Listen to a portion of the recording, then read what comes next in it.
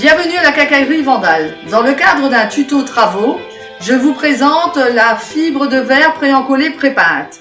J'étais devant le fait accompli que je devais recevoir de la famille. Je me suis renseignée auprès de mon représentant qui fait de la peinture et notamment la Lévis que je vends et les produits d'embellissement.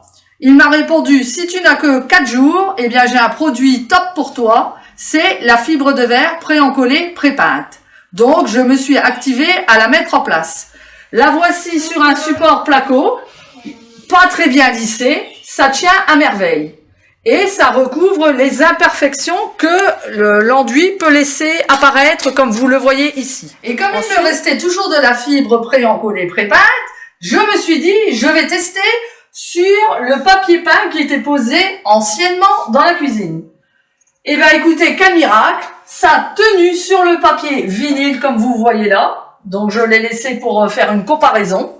Ça tient aussi à merveille. Donc un gain de temps et une économie d'énergie. Il ne faut pas décoller le papier s'il est bien en place, qu'il n'y a pas de soufflette, qu'il n'y a pas de déchirure, enfin bref, qu'il est bien posé. La fibre de verre préencollée, pré-peinte, eh ben elle se pose impeccablement dessus, elle ne décolle pas le papier en dessous et il ne reste plus que par la suite à la peindre. Mais dans la foulée, j'ai voulu continuer à embellir donc notre habitation. Je suis tombée sur un mur en isorel, j'ai testé dessus, donc comme vous voyez bien, ça tient. J'ai voulu le tester aussi sur le mur en parpaing, ça tient. Alors, mais ce que je ne conseille pas, c'est de le mettre sur un mur justement en parpaing, parce que vous avez les joints horizontaux, les joints verticaux, et quand vous allez maroufler, eh ben écoutez, cela va faire des vagues et des creux. Donc je ne le conseille pas. Par contre, sur un mur en béton tel qu'ici, ça va tenir. Voilà comment se présente cette fibre. Donc j'ai évalué sommairement la dimension que j'avais à recouvrir avec un rebord pour masquer bien l'angle. Je la trempe dans une gouttière que j'ai préparée en l'occurrence pour pouvoir dire de faire ce trempage. Ces gouttières, nous les prêtons aux clients désireux de venir acheter cette fibre. Donc je la trempe d'un côté, je l'enroule de l'autre. Le trempage nécessite qu'1 à 2 minutes. Là c'est toujours la partie un petit peu plus délicate. J'ai compris qu'il fallait le faire ainsi pour que l'eau prenne bien sur... la fibre prenne bien l'eau. Voilà, ça c'est le deuxième pourtour.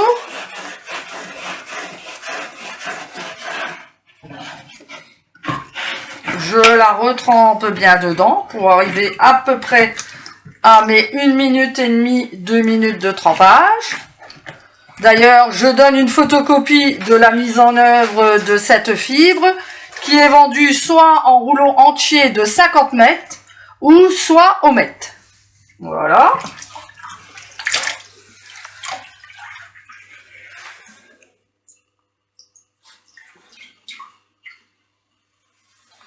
Et il n'y a plus qu'à poser et maroufler.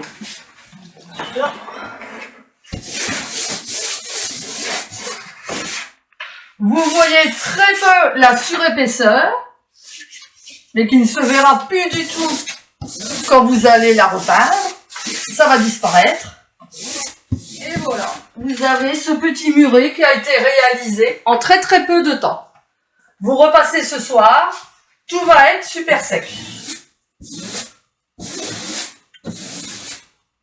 Je vous donne donc rendez-vous dans quelques semaines pour voir cette pièce terminée, aussi bien le plafond que les murs. Les murs, nous allons donc les recouvrir avec un placo hydrofuge et en quelques temps, tout un mur peut être fait en même pas. Allez, je vais dire une bonne demi-heure. Si tout votre travail est bien préparé, en une demi-heure, c'est fait. Après, il ne reste plus qu'à choisir le coloris de votre peinture et vous avez une pièce refaite en un temps record. Voilà.